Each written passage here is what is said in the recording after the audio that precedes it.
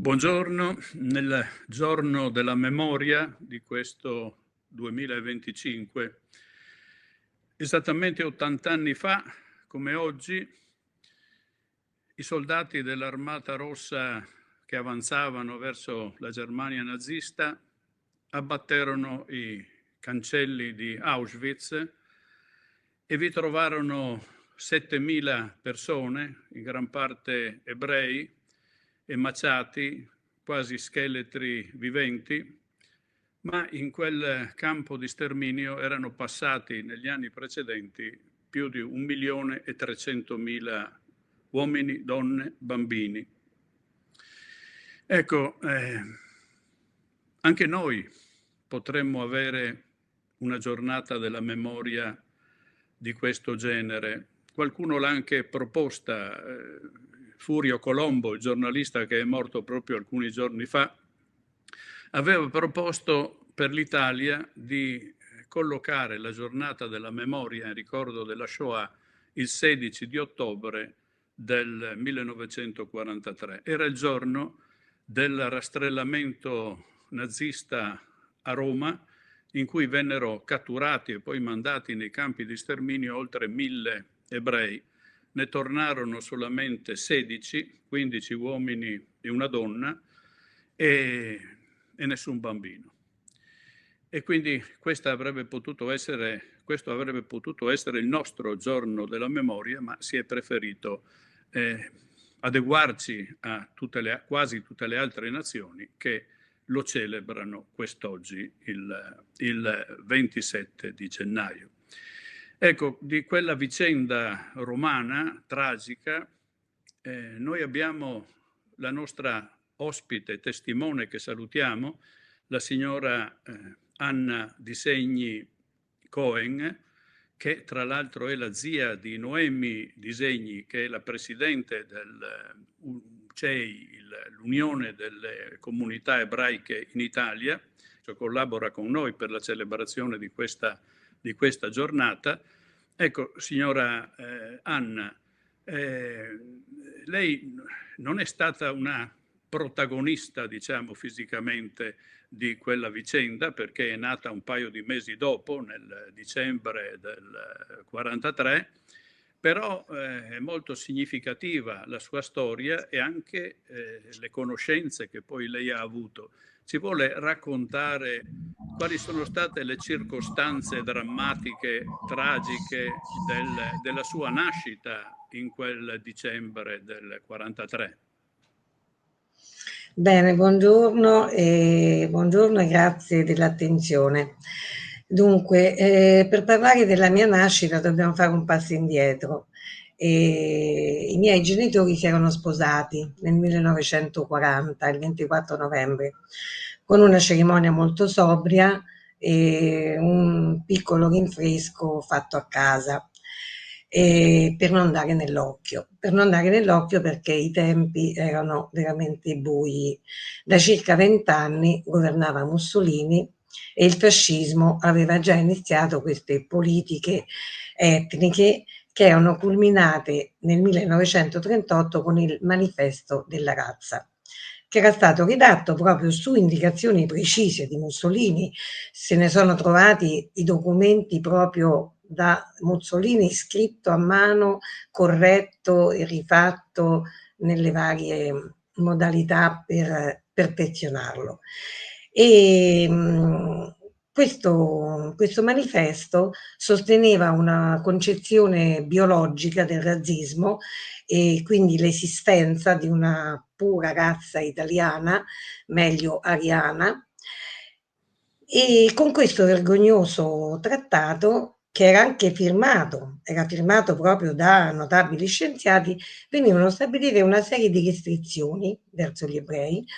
che secondo questo manifesto costituivano proprio una razza non europea ed era una razza nemica, e che, diciamo così, rovinava la purezza della razza italiana. E tra questi punti che avevano fissato su questo manifesto, vi leggo, dai giornali dell'epoca. Allora: "Esiste ormai una pura razza italiana. È tempo che gli italiani si proclamino francamente razzisti". Quindi gli ebrei erano considerati un corpo estraneo nella società italiana e quindi a loro venivano interdette un'infinità di cose, per esempio l'impiego in lavori pubblici, la frequenza delle scuole, il diritto di avere una proprietà, di poter avere una radio, una domestica o gestire un negozio. E intanto l'Italia nel giugno del 1940 era già entrata in guerra e perfino durante i bombardamenti i bambini ebrei avevano un rifugio che era separato dagli altri bambini, proprio perché anche secondo sempre le leggi razziali tutti i bambini furono bambini, ragazzi dalla scuola materna al liceo erano stati mandati via dalle scuole, era stato detto che non erano graditi e quindi dovevano frequentare delle scuole private o delle sezioni particolari che dovevano praticamente venivano ammessi nelle scuole in orario diverso perché non incontrassero, non venissero a contatto con i bambini di pura razza italiana. E, però di questi i miei genitori, come tanti, come tutti, forse molti, insomma, degli ebrei italiani, non si erano troppo preoccupati, non si erano resi conto di quanto stava accadendo e soprattutto sottovalutarono l'importanza, sebbene per esempio mio padre, che era avvocato, sapesse bene come stavano le cose perché non aveva potuto esercitare la sua professione e si era adattato a vendere libri usati, atlanti, bilance, perfino strofinacci, però la vita andava avanti e nel 1941 a settembre nacque da questa coppia, mio padre e mia madre, un bambino, mio fratello Gianfranco. E la gioia di questa nascita, come avviene in tutte le giovani coppie, contribuì a mettere in secondo piano questa tragedia che si stava consumando nel mondo. L'Italia infatti era già in guerra, già da un anno e mezzo, e aveva espulso, a proposito della diciamo messa da parte di tutti i cittadini italiani ebrei, aveva escluso dalle armi tutti gli ebrei dalle forze armate, anche quelli che avevano combattuto nella prima guerra mondiale e che avevano avuto delle medaglie, si erano distinti per atti di eroismo e di patriottismo, perché gli ebrei, tra parentesi, avevano sempre partecipato alla vita italiana, alle lotte, e condividendo con i concittadini italiani la stessa cosa. E comunque vi dicevo appunto, i miei genitori, come tanti altri, non si preoccupavano più di tanto. E quando il 25 luglio del 43 Mussolini cadde, fu arrestato e al suo posto fu nominato Badoglio come presidente del Consiglio e tutta l'Italia sperava in tempi migliori, in quel 25 luglio del 43 mia madre era di nuovo in attesa e aspettava me che ero in arrivo. Intanto a settembre i tedeschi invadono Roma. Quindi il fatto che Mussolini fosse caduto e che ci fosse un'illusione che la guerra fosse finita, che sarebbero diventati tempi migliori, cadde quell'illusione.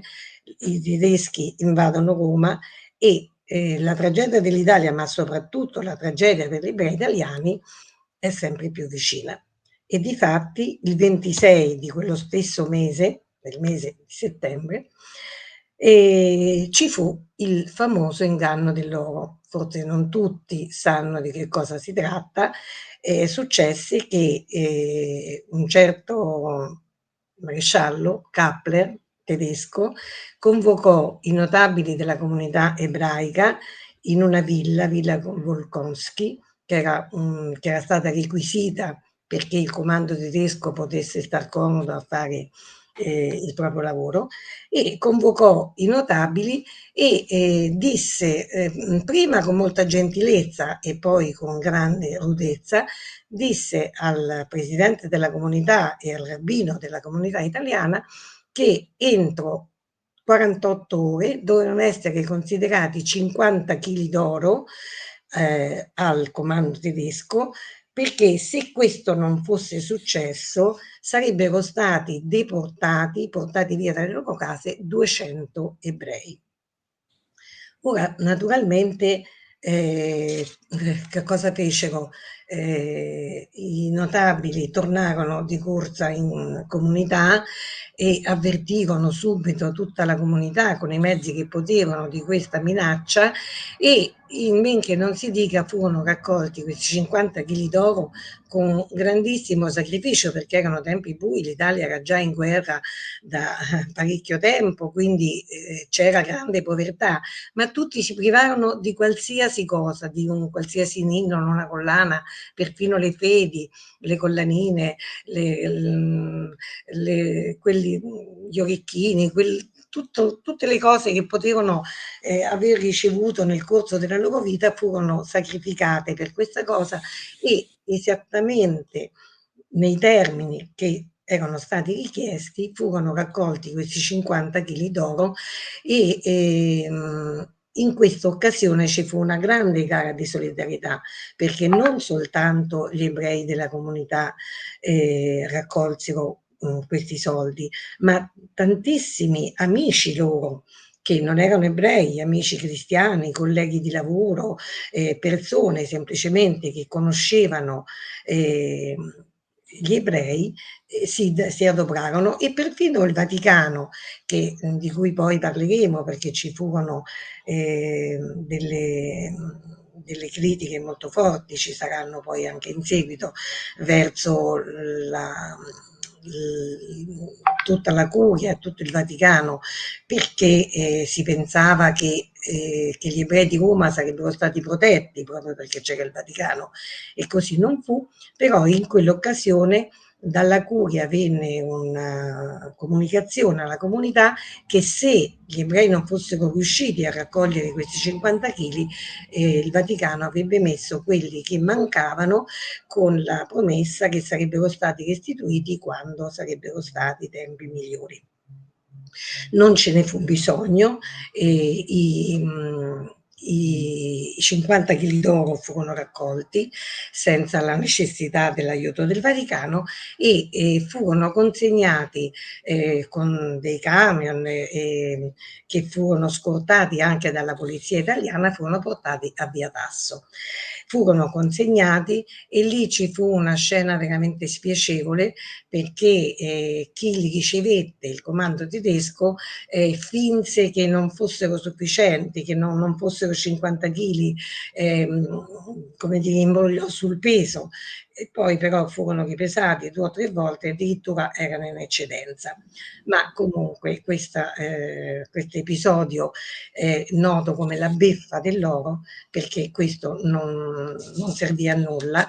e i tedeschi non solo non rispettarono l'idea di non arrestare, di non deportare 200 uomini, ma fecero molto peggio, perché appena 2 o 3 giorni dopo questo episodio, il 29 settembre, che era la vigilia di una grande festività ebraica, il Capodanno ebraico Rosh Hashanah, e circondarono la comunità con un grosso dispiego di forze armate, e entrarono nel tempio, depredarono, portarono via dalla cassa più di 1.000.000 di lire che c'erano, e soprattutto la cosa grave che fecero razzia di tutti quelli che erano i documenti comunitari, e soprattutto manoscritti, libri antichi, riquisirono tutto, portarono via tutto, e fu proprio un saccheggio delle biblioteche, del collegio rabbinico. E la cosa più incredibile è che questa cosa fu fatta non in maniera, come dire, dozzinale, che presero tutto alla rinfusa, ma loro si erano muniti di esperti, proprio esperti studiosi tedeschi che presero praticamente tutto quello che sapevano che aveva un grande valore da un punto di vista proprio culturale, di documentazione, di archivistica quindi lo fecero molto ben studiato. E naturalmente a questo punto, come dire, gli ebrei si resero conto che la situazione era molto molto grave, perché questi ultimi eventi furono decisivi e fondamentali, per cui molti ben pensanti decisero che era tempo di nascondersi, di scappare, anche perché nella comunità ovviamente c'erano gli elenchi di tutte le abitazioni di dove si trovavano gli ebrei di Roma,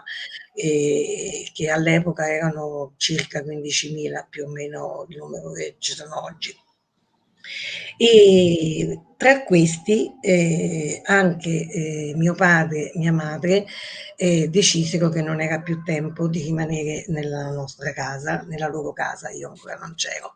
e quindi fuggirono e si rifugiarono in una casa ospiti però, per cui come dire, non era un domicilio che potesse continuare a essere il loro, tanto più che questa persona che li aveva ospitati non era proprio, come dire, affidabilissima. Insomma, c'erano dei sospetti perché un giorno mio padre vide che parlava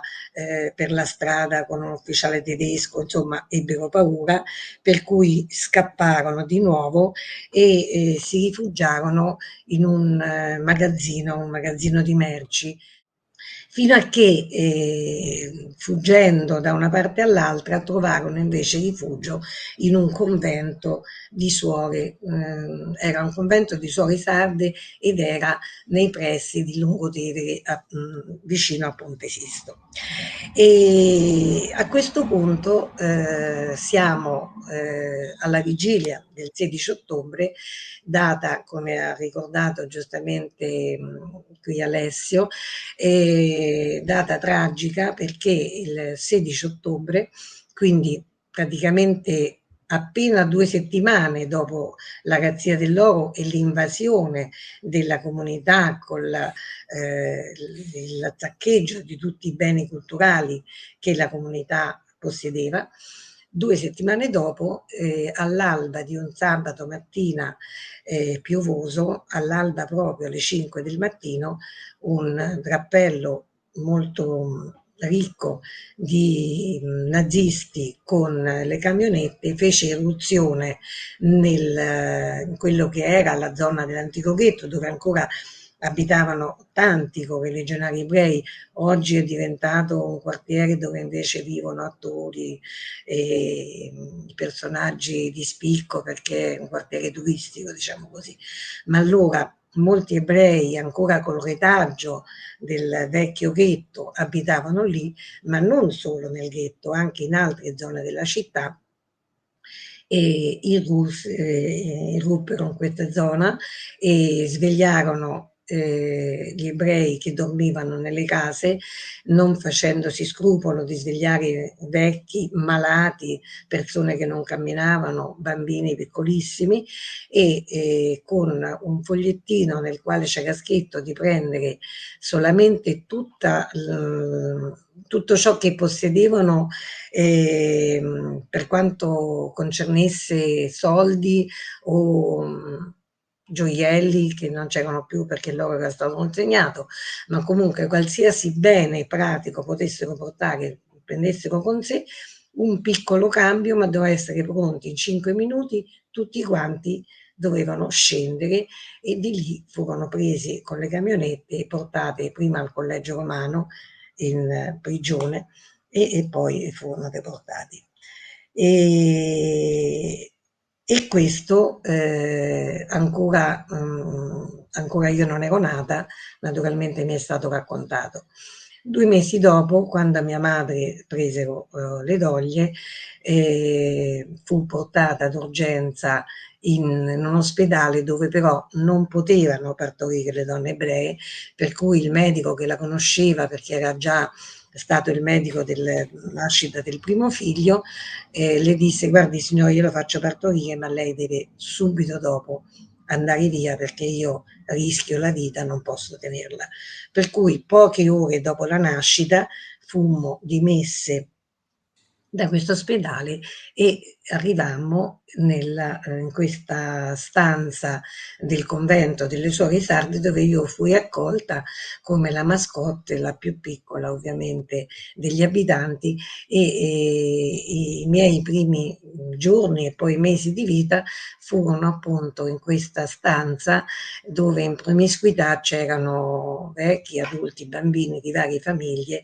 tante persone in una solo stanza, e lì ho vissuto i primi mesi della mia vita.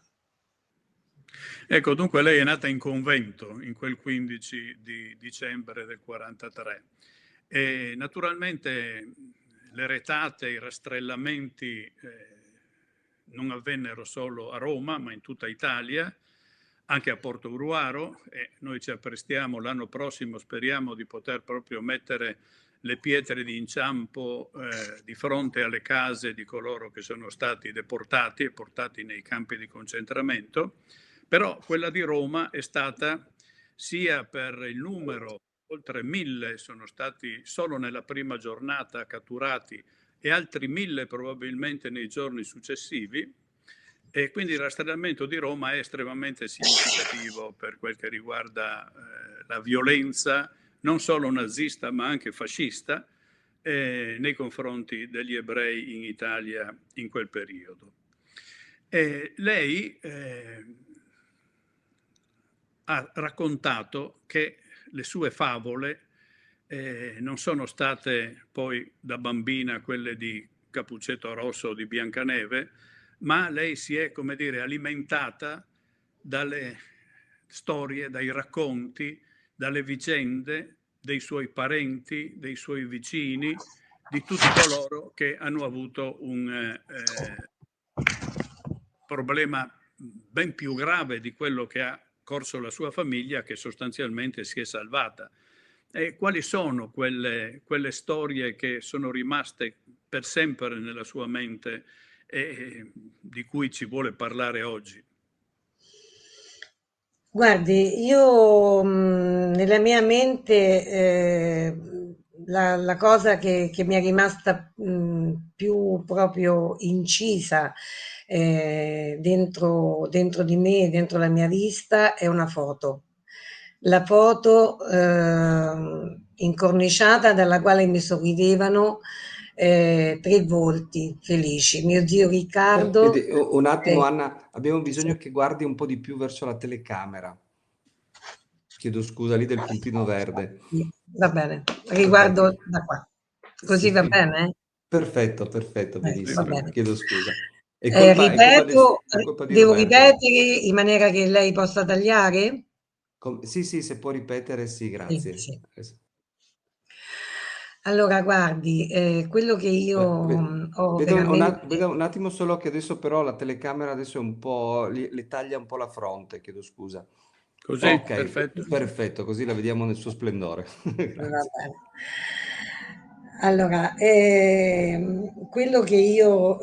ricordo con più nitidezza e che mi ha accompagnato nei primi anni della mia vita è il ricordo di un'immagine che troneggiava sempre sul mobile della camera da letto, sul comò di mio padre e di mia madre. Era una cornice, una foto incorniciata con tre volti sorridenti di mio zio Riccardo, sua moglie Rita e la piccola Gianna, una bimba bionda di 2 anni, bellissima. Queste tre persone, che erano appunto il fratello di papà, sua moglie e la bimba, sono la cosa che mi ha sempre accompagnato da quando ero bambina, perché queste 3 persone erano state prese proprio il 16 ottobre, loro non abitavano nella zona del ghetto, abitavano invece nel quartiere Coppedè e facevano parte di quegli ebrei che non avevano voluto temere o credere che veramente ci fosse pericolo per loro e nonostante mio padre avesse detto al fratello pochi giorni prima: Riccardo, non è il caso di continuare a stare qui, nasconditi, parti, vai da qualche parte, non rimanere in questa casa, sapranno il tuo indirizzo come quelli di tutti noi. Lui si era fatto una risata e aveva detto: ma perché mi dovrebbero fare del male? Io non ho fatto del male a nessuno, sono una persona onesta, vivo del mio lavoro, di mia figlia, di mia moglie, non ho niente da temere. E quindi zio Riccardo non si era mosso e anche lui fu preso all'alba del 16 ottobre insieme alla bimba e insieme alla moglie. E dai documenti ritrovati si sa che la piccola Gianna e Rita prese il 16 ottobre, il 18 erano già in viaggio per Auschwitz e il 23 di ottobre la piccola era già stata uccisa, della mamma non si sa con certezza la data, ma si sono perse le tracce negli stessi giorni. Mentre invece mio zio, il papà, sembrava che si fosse salvato, era sicuramente vivo fino a maggio del 44, quando era avvenuta la liberazione per lui, però poi se ne sono perse le tracce. Noi abbiamo avuto comunicazione da un suo compagno, addirittura di stanza, ad Auschwitz, che era scappato con lui, che però aveva preso una storta e si era fermato in mezzo a un bosco nella fuga per scappare, mentre anche i tedeschi scappavano dopo l'apertura dei cancelli e si sa che poi quando i tedeschi trovavano qualcuno per la strada lo uccidevano, però non se n'è mai saputo niente di preciso, tanto che mio padre fino agli ultimi giorni della sua vita ha sperato in qualche modo che questo fratello tornasse. Per papà questa persona era l'unico maschio della famiglia, perché nella famiglia le altre sorelle erano anche altre 4 figlie, ma tutte femmine, e papà e questo Riccardo erano gli unici maschi. Quindi questo è il ricordo, diciamo, più forte, più potente, più incisivo, più doloroso che io ho avuto, perché ho sempre pensato che avrei potuto così tanto giocare con questa cuginetta che aveva l'età di mio fratello, che ha giusto 2 anni più di me, e non l'ho mai conosciuta, e così pure mio zio e mia zia. E altri racconti sono quelli appunto dell'uscita di corsa dall'ospedale quando sono nata e di un episodio in cui è successo che mamma e papà erano usciti dal convento e mi avevano affidato a mio zio,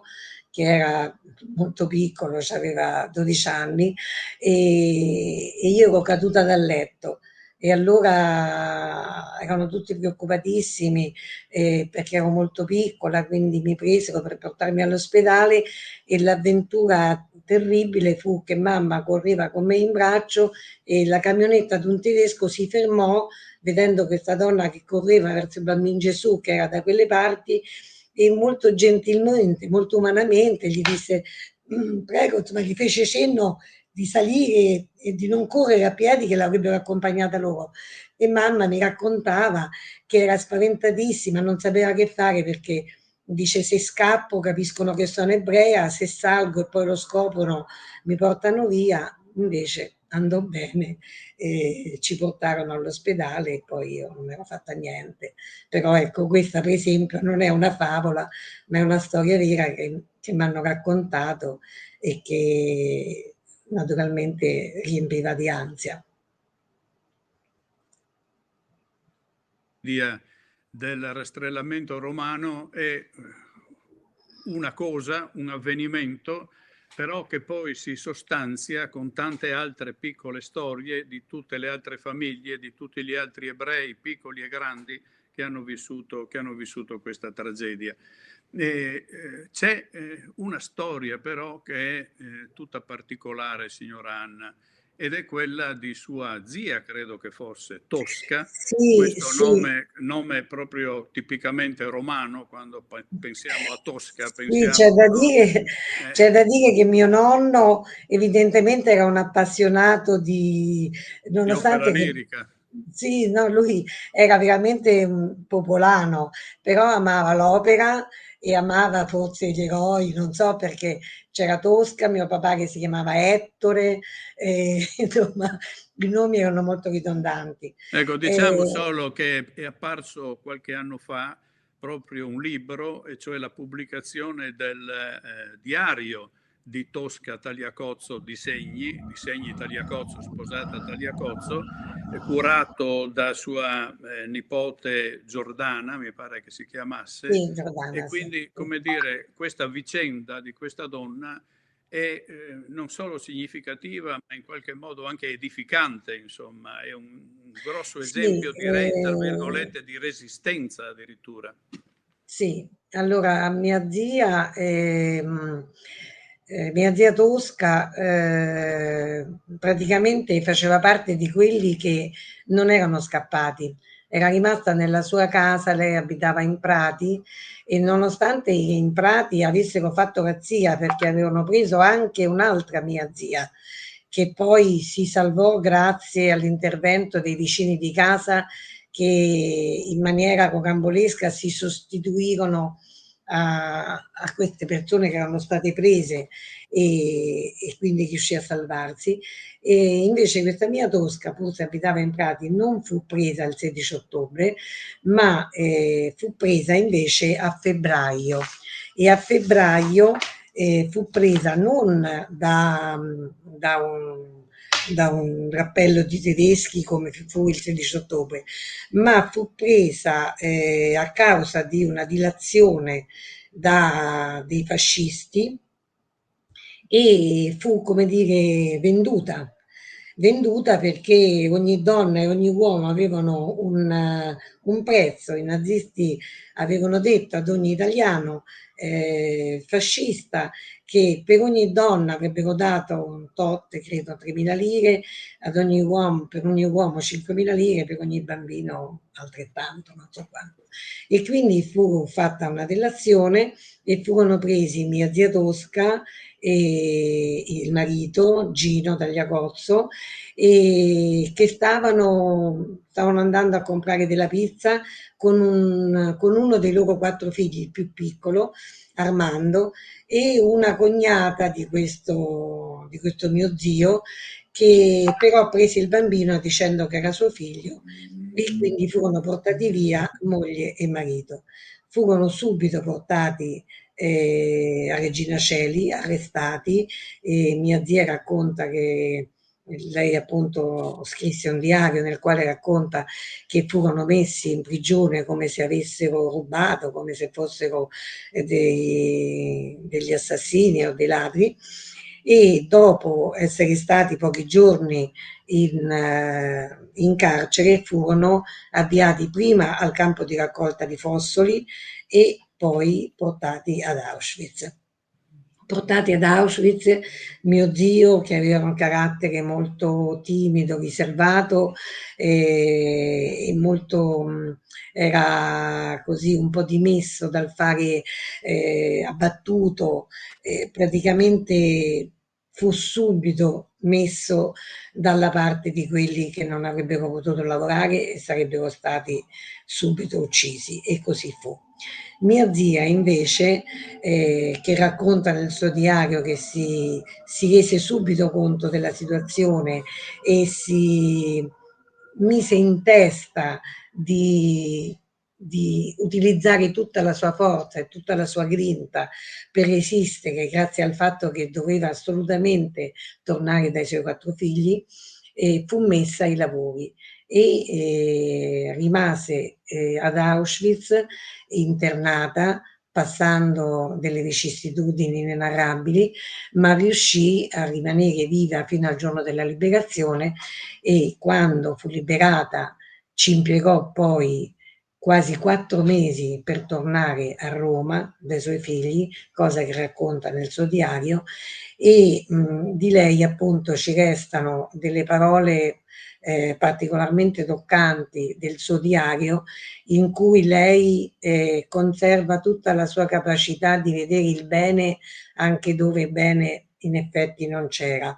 E probabilmente proprio per questa sua caratteristica di ottimismo, di caparbietà, di resistenza verso qualsiasi tipo di sofferenza, in virtù dell'amore e del desiderio di ritrovare la sua famiglia, i suoi figli. Lei spera nel diario di ritrovare anche suo marito, è riuscita a resistere, è riuscita a sopravvivere ed è riuscita a ritornare ed è una delle pochissime donne che sono tornate dalla deportazione.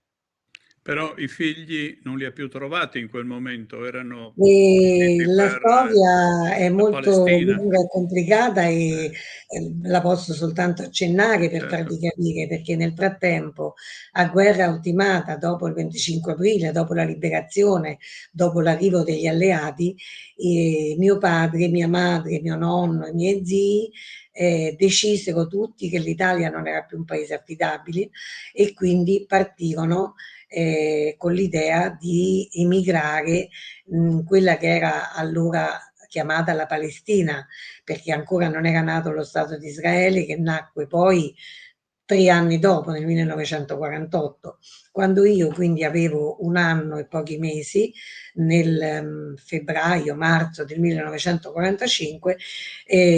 mio padre, mia madre, mio nonno e i miei zii presero, insieme a una sorella di papà e a suo marito, presero tutti e 4 i figli di questa mia zia Tosca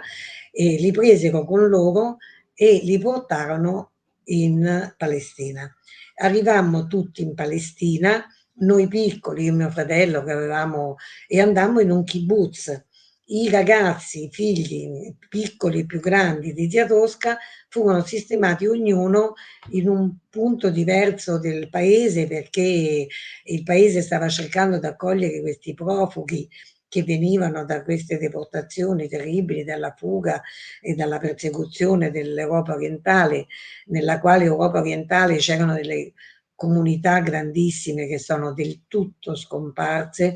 Basta vedere quello che non è rimasto a Praga, che sono rimaste solo le vestigia dei templi che c'erano, ma la comunità è praticamente inesistente. E quindi furono accolti in vari istituti, kibbutz, scuole agricole e cominciarono la loro vita lì. Quando finalmente mia zia Tosca, da Maggio Liberata, arrivò a Roma nell'agosto del 1945, ebbe la sorpresa di trovare sì le sorelle che l'accolsero con grande gioia, 2 delle sorelle, e però di non trovare i figli. Naturalmente, da forte com'era, non si scoraggiò e impiegò altri 4 mesi per raggiungere poi i figli, anche lei in Palestina. E una volta arrivata lì, li trovò ognuno in un posto diverso, li trovò bene, li trovò cresciuti, li trovò grandi, li trovò maturi, ma li trovò diversi e trovava che la sua vita lì non poteva continuare, non riusciva a vivere l'idea di non avere più la sua casa, sperava ancora che potesse tornare anche suo marito e avrebbe voluto tanto ricostruire la sua vita nella sua casa a Roma, in Prati, in via Bucari, ritornare al suo negozio di abbigliamento che aveva e quindi con diverse vicissitudini dopo parecchi mesi riuscì a convincere i suoi 4 figli a tornare in Italia e quindi poi con loro riuscì a tornare e piano piano ricostruì la sua vita. Io tra i vari ricordi che ho di bambina e di giovane sposa ho il ricordo di questa zia che ho sempre visto come un'eroina, come una grandissima donna dove dire resistenza è poco, è resilienza, è coraggio, è ottimismo, e nonostante che avesse passato quello che aveva passato, lei godeva della natura, del verde, delle case, degli alberi, di tutto quello che aveva intorno, e ringraziava sempre Dio del fatto di essere viva, di aver potuto ritrovare i suoi figli e di aver potuto ricominciare la sua vita. Ecco, signora Anna, io ho letto il diario di Tosca, mi ha colpito in modo particolare proprio quest'ultima cosa che lei ha detto, e cioè questa tenace fede in Dio. Lei sa però che la Shoah, come dire, ha scosso molte coscienze. Ricorderà questo famoso libro del filosofo Hans Jonas, Il concetto di Dio dopo Auschwitz, in cui si metteva in dubbio l'onnipotenza di Dio. Lei cosa ne pensa di questo fatto, questo rapporto della fede in rapporto alla tragedia della Shoah? Ma guardi, la fede è una cosa molto particolare, quello è una domanda difficile quella che mi fa. Quello che le posso dire è che uno dei principi più importanti dell'ebraismo è quello del libero arbitrio e del fatto che l'uomo è in qualche modo colui che costruisce la sua vita, le sue azioni e comunque è addirittura chiamato a perfezionare l'opera di Dio con una frase ebraica, una parola ebraica che è il Tikkun Olam, che vuol dire miglioramento, completamento della creazione, perché con la sua opera può collaborare a far sì che il mondo sia migliore. E noi uomini e donne siamo abituati a pensare che tutto quello che ci capita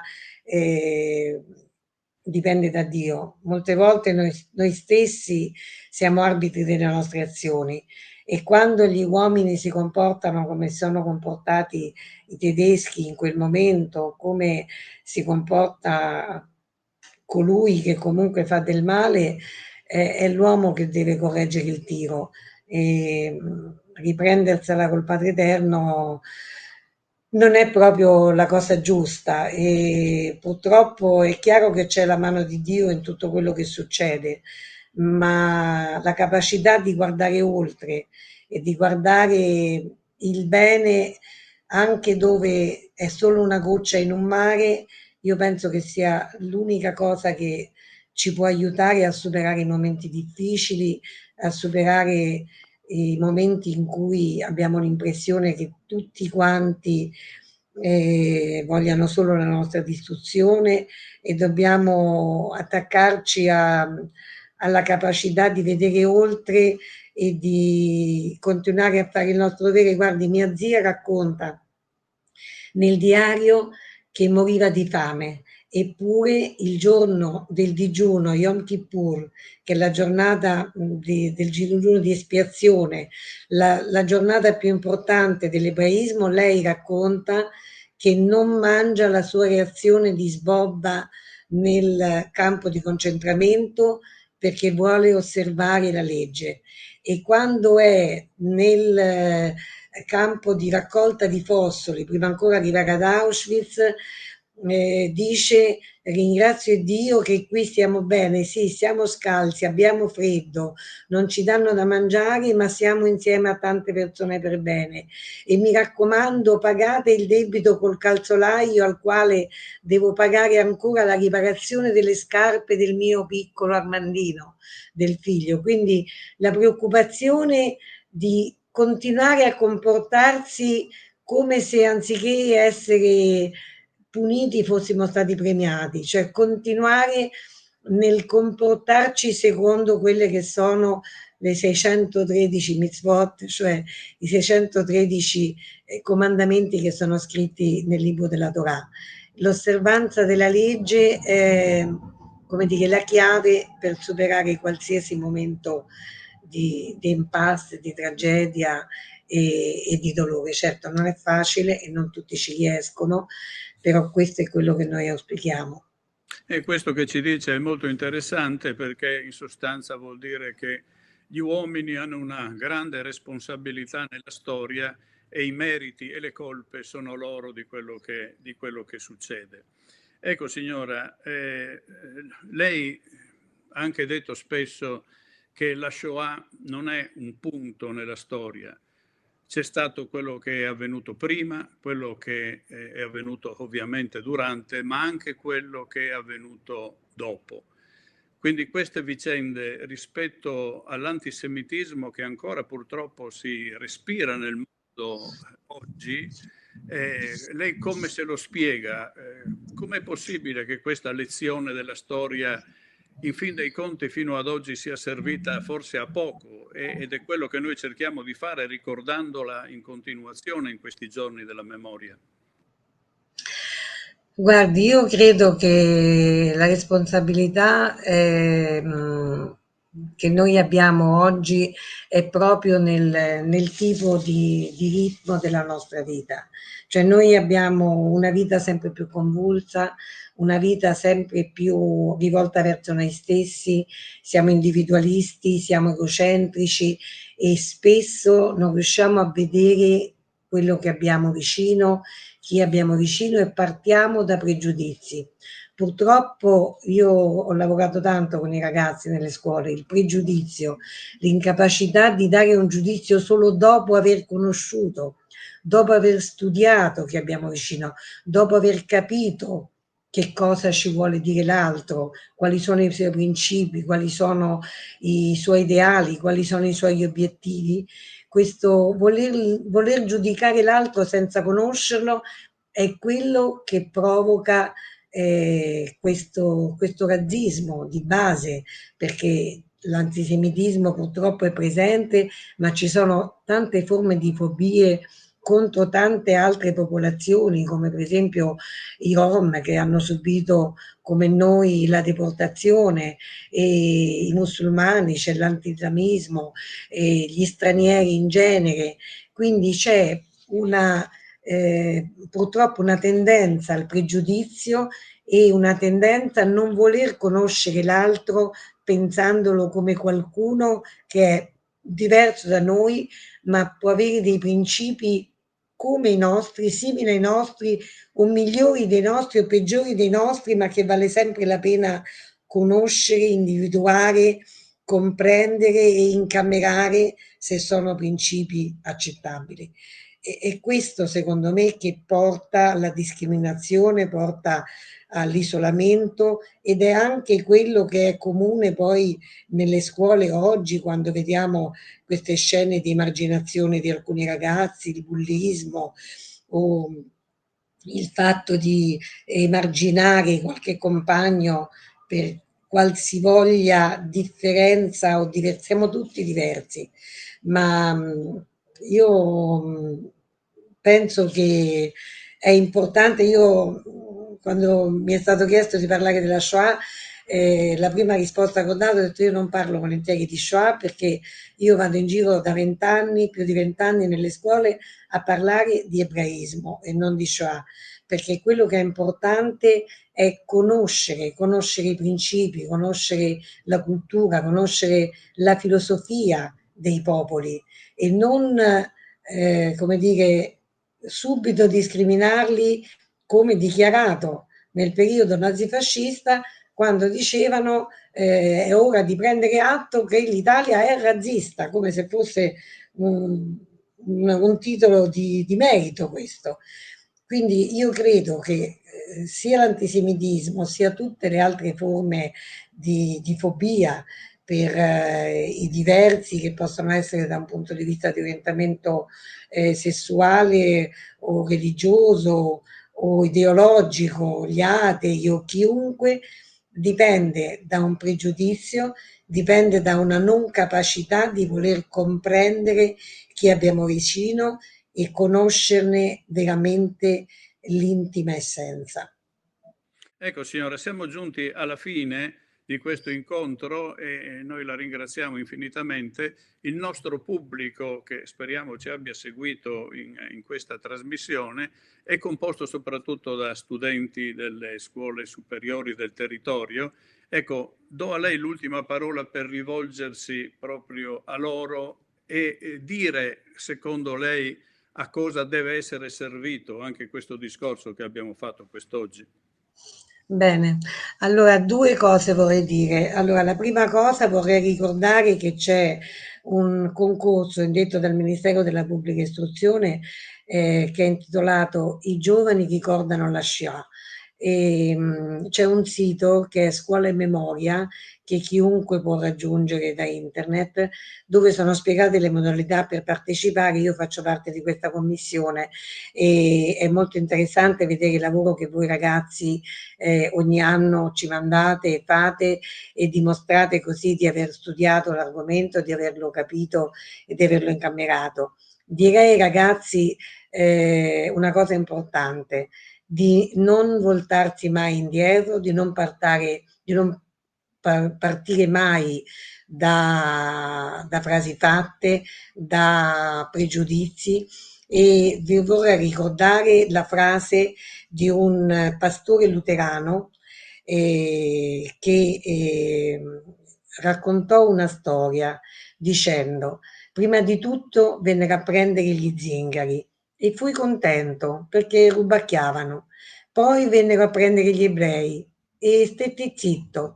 perché mi stavano antipatici, poi vennero a prendere gli omosessuali e fui sollevato perché mi erano fastidiosi.